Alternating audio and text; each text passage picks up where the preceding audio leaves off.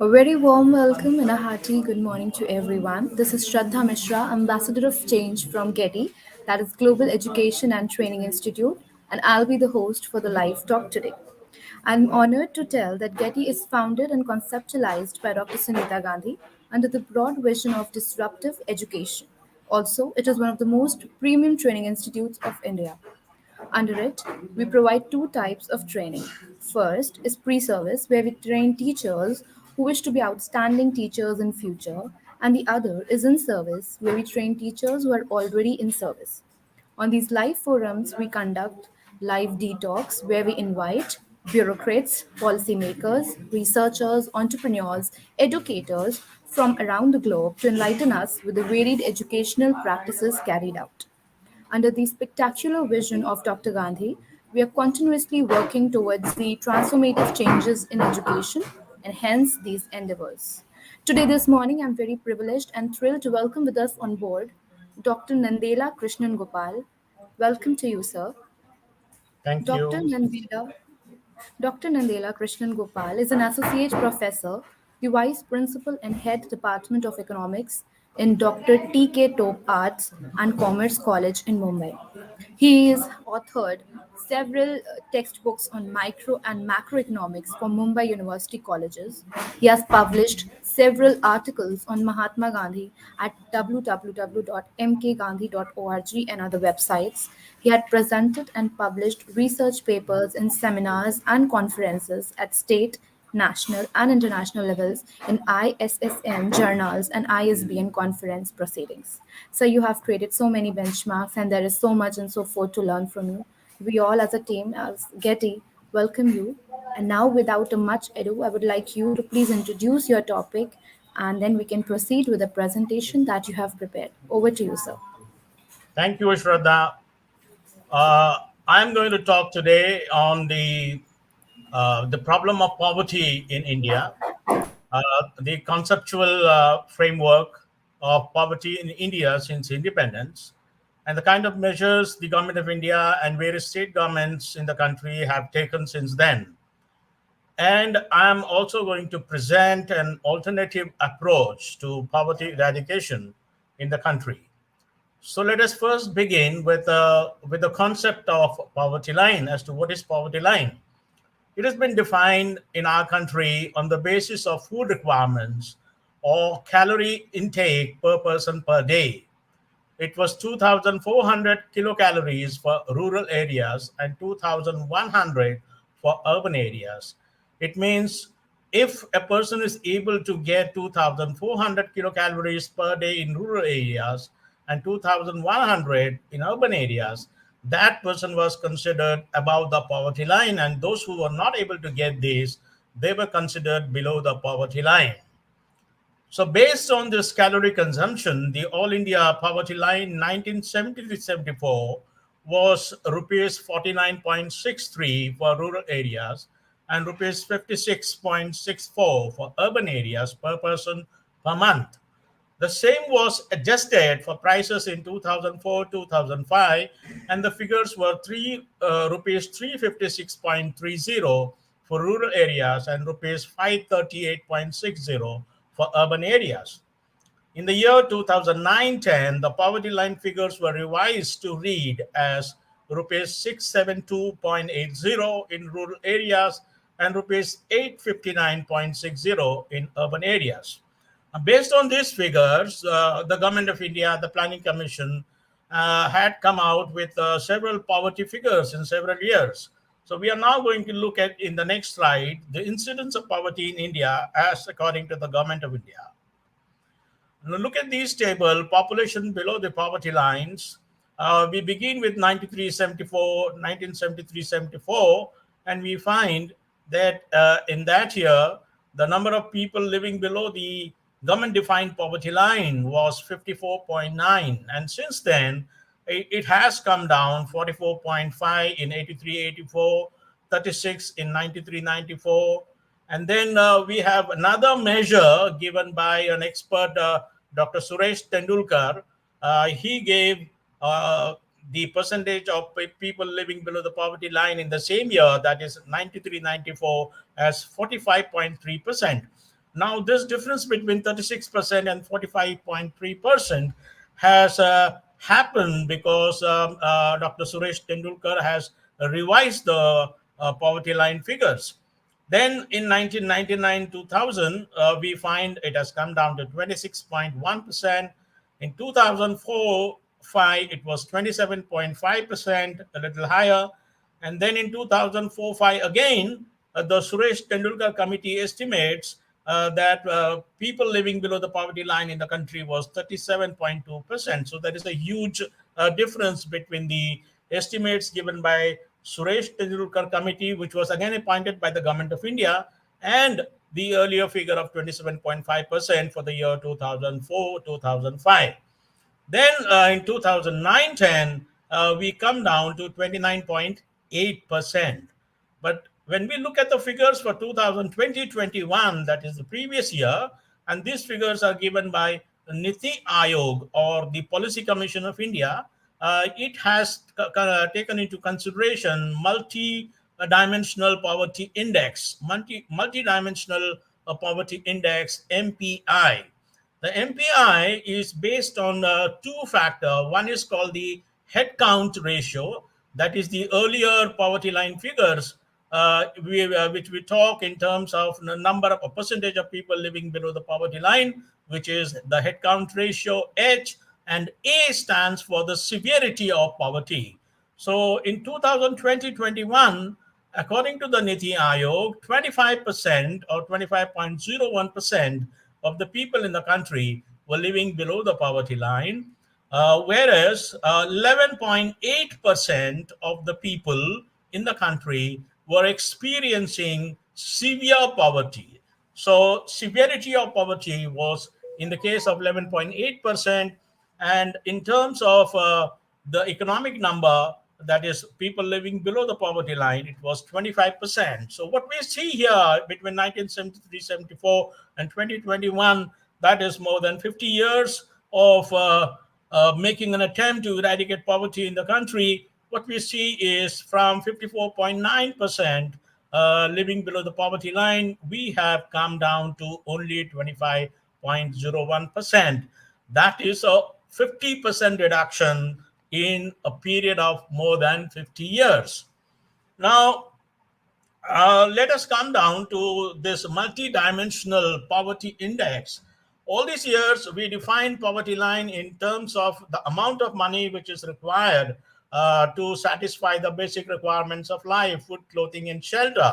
So, in the early 70s, we had the calorie-based poverty index. The calorie-based poverty index was basically food poverty index, or we can say animal poverty index, because if you're not able to consume a certain quantity of food every day, then you were considered below the poverty line.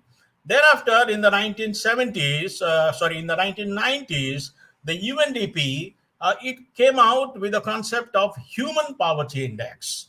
So the United Nations Development Program, they realized that the previous poverty indices were not based on human poverty; they were actually based on animal poverty. That is the calorie-based index, and that is how in 1997 the UNDP came out with the human poverty index. Now this report HDR 1997, it focused on the deprivation in the three important aspects of life, that is longevity, that is the number of years that a person who is born today is expected to live. It is also called life expectancy, knowledge or the level of education that you have, and a decent standard of living, which is actually based on the income that you earn.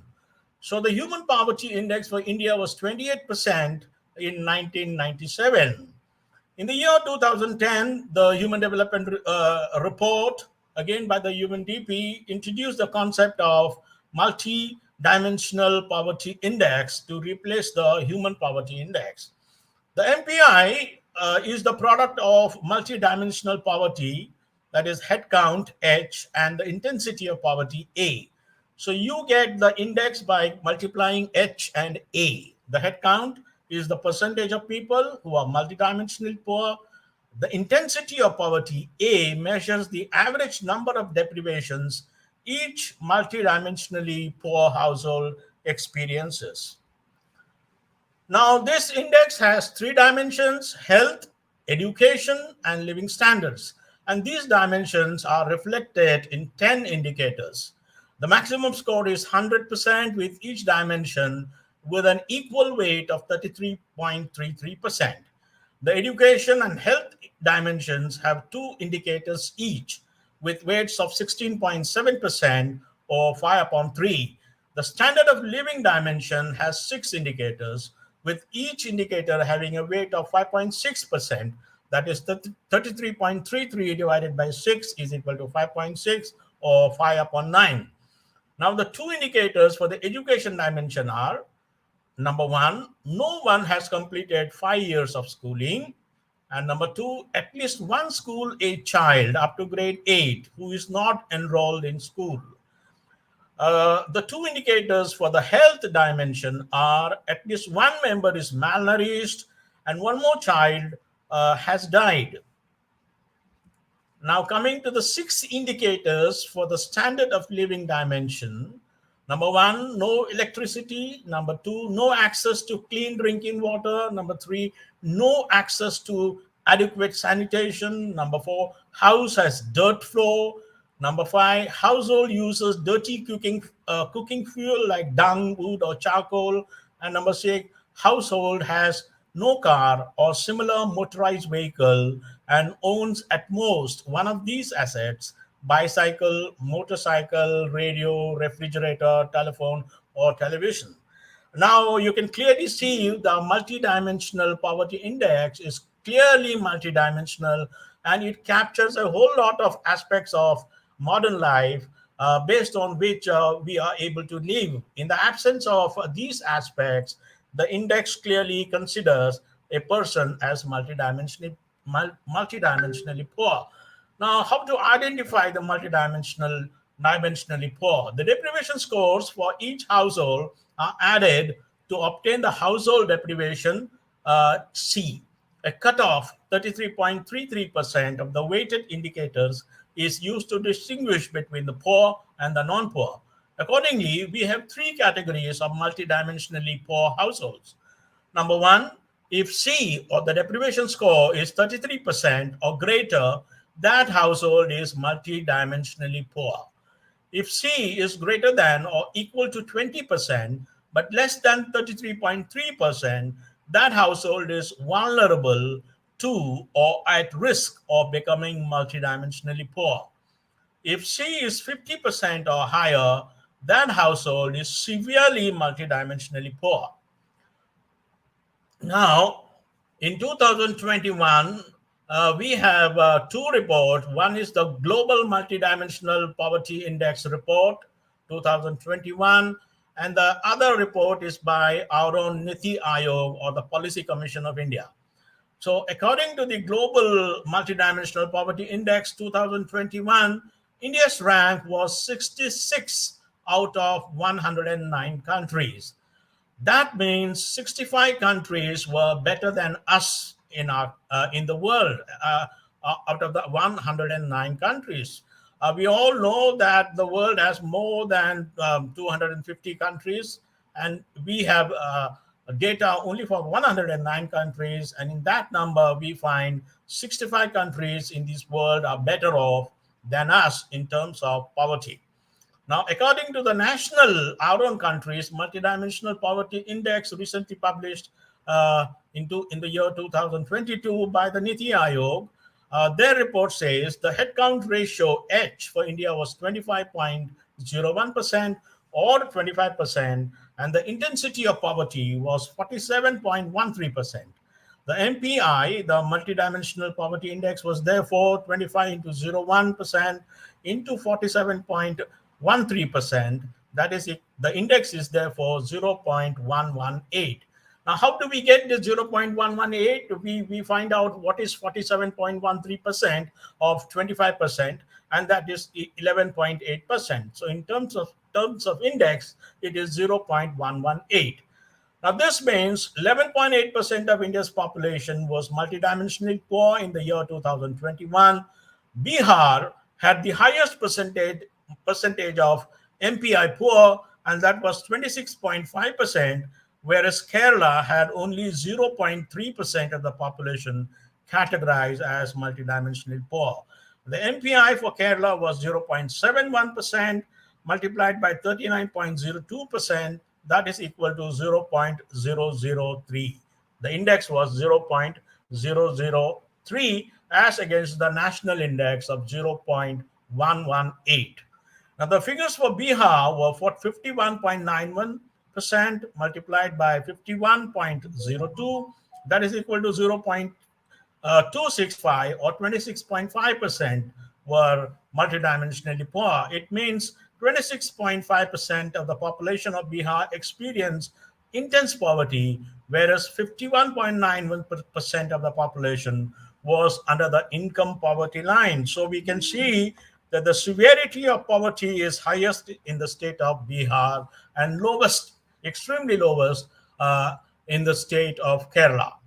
And there is therefore something to learn from both the states. We can definitely consider the Kerala model of economic development and learn from there as to how Kerala, in the last same number of years, that is 50 odd years, has been able to bring down the number of people below the poverty line, below the 1 percentage point, and that is a spectacular achievement. Now, what kind of programs and measures were undertaken by the government of India to eradicate poverty? We have a host of programs implemented by the government, that is through the Planning Commission of India since independence, and particularly in the 1970s. We started off with Small Farmers Development Agency, SFDA, Marginal Farmers and Agricultural Development Agency, Mafalda, Drought Prone Area Program, DPAP, Crash Scheme for Rural Employment, CSRE, Food for Work Program. All these programs focus on the rural areas because in the 1970s, we were definitely a predominantly agricultural country. However, these programs were not comprehensive enough to cover the entire rural population of India. In the late 1970s, the central government designed the IRDP, or the Integrated Rural Development Program, National Rural Employment Program, and the Rural Landless Employment Guarantee Program. In the year 1989, all these programs were merged to form the Jawahar Rozgar Yojana, JRY. Skill development programs such as training for rural youth for self-employment, TRISM, was also introduced. In the late 1970s, uh, the central government designed the IRDP. I think this is okay. The Employment Assurance Scheme was merged into Sampurna Gramin Rozgar Yojana (SGRY) in 2001, which provided 100 days of unskilled work to the rural poor seeking employment.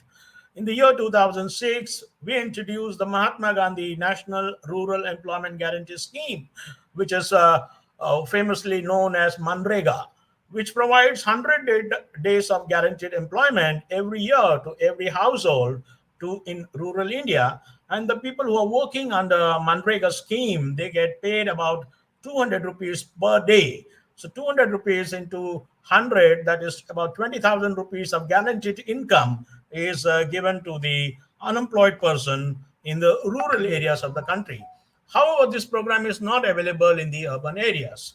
Now, what is the assessment of the programs implemented by the government in the last 50 years and more? It has been more than 5 decades, or 50 plus years, since the beginning of poverty eradication programs. The data suggests that poverty continues to be widespread in the country even today. From a high of 50% and above to about 25% now, it only means that 5 decades of poverty eradication programs have only yielded a 50% reduction in poverty. In India today, every fourth person is living below the nationally defined poverty line, and every 10th person is living in abject poverty or is multidimensionally poor. For the average onlooker, poverty is clearly visible in the slums and shanties that occupy more than 50% of the urban landscape in the small and big cities of the country. It is clearly visible in the roadside makeshift and open shelters found in all cities and towns of the country. It is clearly visible in the encroachments over the footpaths water bodies and hills and terrains in the cities of our country. Thus, poverty is a problem that is far from being resolved in India. Now, solutions. In the last 50 years and more, we moved from the calorie norm based poverty line, which I consider as the animal poverty index in the 1970s, to the human poverty index, HPI, in the late 1990s and early 2000s. Now we are talking about the MPI, which not only captures the number of income poor, but also the number who are intensely poor. Therefore, on theoretical and conceptual grounds, we have become much more scientific and objective in estimating and measuring poverty. However, eradication of poverty becomes problematic because, in spite of the numerous poverty eradication programs conceptualized and executed by the governments at the center and the states, both income poverty and abject poverty continues to haunt the country. The question is there something wrong in our approach to poverty eradication? The prosperous West, that is the countries of Europe and America, did not have any of these programs, and yet they were able to neutralize poverty from their countries. Further down south, in our own country, we have sterling examples of Kerala and Tamil Nadu. Some of the questions that come to my mind regarding poverty eradication are as follows, and these questions I'm sure have been never been asked. The big question that I'm putting forward is poverty a macroeconomic problem or a microeconomic problem? Right? This question comes to my mind because we have been following a top-down approach. The Planning Commission, the erstwhile Planning Commission, designing poverty eradication programs, and the governments were basically implementing these programs designed by the Planning Commission. So it was a top-down kind of an approach, right? It was not a macroeconomic approach; it was a macroeconomic approach. I believe that poverty is a microeconomic problem with macroeconomic dimensions. The city municipality or the village panchayat is the micropolitical or the microeconomic unit in our country. Every panchayat or a municipality must have full records of its demographics and the socio-economic profile of the residents. Therefore, instead of the center or the state government planning countrywide programs, it is the village panchayat or the municipality who should be responsible for planning and executing poverty and unemployment eradication programs. These are governments at the lowest level who should be mandated, funded, and rewarded for achieving the targets for zero poverty and employment. The next question is, our society namesake or integrated in the real sense of the term? Societies, both urban and rural in India, are largely disintegrated, and they appear to be integrated only when it comes to matters of religion, customs, rituals, and practices. More than nationalism, India today needs her people to be more socially committed. We have great tolerance for poverty, malnutrition, joblessness, poor social and economic infrastructure, and other ills afflicting our society. We therefore need to organize ourselves at the village and municipality levels, identify our problems, find local solutions, and execute the programs so that whatever problems we have, particularly in the economic sphere, are nipped in the bud at our own level, that is the lowest level of our government. Do we need to define a prosperity line for our country? For all these years, we've been talking about poverty line, and that gives a very depressing feeling. So I thought we should also define a prosperity line. So we should exactly know what is the number of people in our country or what percentage of people in our country are actually prosperous. So there is a need for defining the prosperity line for our country. So all these years we've been defining and redefining our poverty lines. I must say it is quite a distasteful activity for our economists in particular. What we need now is define a prosperity line and identify the people who are prosperous in our country. Can we come out with a number as what is the percentage of population in our country who's living above the line of prosperity? If we come out with a prosperity line, we should also be able to measure the prosperity gap, inspire our people to prosper further, and provide incentives to governments and institutions at various levels for achieving prosperity. Defining prosperity line will create a more positive and forward-looking social, economic, and political environment in the country, and may also help rapid eradication of the problem of poverty. Thank you very much. This is my presentation. I welcome if you have any questions on whatever I have presented so far. Thank you, sir. Thank you for your special words for such an insightful session. I have a question. Please allow me to ask. Yeah. Sir, I want to know that for the primary teachers and the secondary teachers who are working in India under the government sector, how can they teach students in a different way that actually some way or the other contributes towards degrading and decreasing the level of poverty in India? You are asking about primary school teachers, how they can Yeah, help yeah. I reducing mean, poverty in the yeah, country. the initial steps they can take as teachers and they can teach their students as well. As far as the schools and even the secondary schools or even colleges are concerned, I have a very clear idea. That is one. One is teachers in our country are very, very poorly paid. Not all the schools and colleges are government-funded colleges. They are working in the private sector, and in the private sector, schools operated by private institutions, private bodies, there the wages and salaries are abysmally poor, and they are actually living below the poverty line. Large number of teachers in our country are actually living below the poverty line, nationally defined poverty line. So I find it very unfortunate. And how do we expect our school teachers and even college teachers to work for eradicating poverty in our country? Now, the second aspect of this question, there are also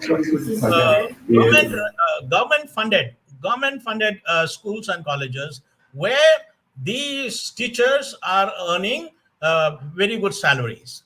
Now this small percentage of teachers, definitely they can do work for poverty eradication. Now what kind of work they can do? They are good or they are best only at one component, that is the teaching component. Now, most of our students in our country, because they are living below the poverty line, they are capability poor. They cannot read and write in spite of having gone through the 10th standard examination or having even a certificate, SSC pass certificate or HSC pass certificate. We find most of them are not even able to read and write properly or do simple calculations, simple maths like arithmetics, addition, subtraction, division, all this basic maths, they are not conversant with. Now, these teachers who are particularly earning government salaries, they should be working for these students by spending more time with them, helping them to actually learn to read and write and do basic maths. So what the teachers are expected to do is to make their students capability rich. Now, building capability, this is what Professor Amartya Sen, the Nobel laureate economist in our country, has said. He has also given a theory on how capability is very important. So, what teachers are required to do is to uh, enrich the capability of the students whom they are teaching. They must actually see whether each and every student in the classroom is able to read and write and do basic maths, or whatever is the syllabus for a given level, whatever standard or grade the child is studying. Every child in the class is competent. That is something which the teachers are basically required. And once we develop the capability amongst our people, amongst our children, they will take care of their poverty by themselves. We don't have to do anything else. Thank you, sir. Thank you for all the valuable inputs you put over this important topic, how to fight poverty. And we are really grateful for such an insightful session from your side as a team, as Getty. And thank you for putting light on this topic. Your presence truly magnified our cause in the best possible way. Thank you for parting out time from your busy schedule. Is it over? Yes, sir. Thank you so much. Thank you. Whether I want to ask whether you will give me a video or a copy of this session. So this video is a live video and it is already recorded and uploaded on our Facebook page and our YouTube channel as well. So it's a recorded session. Thank you very much. Thank you so much, sir. Thank you for being a part. Yeah.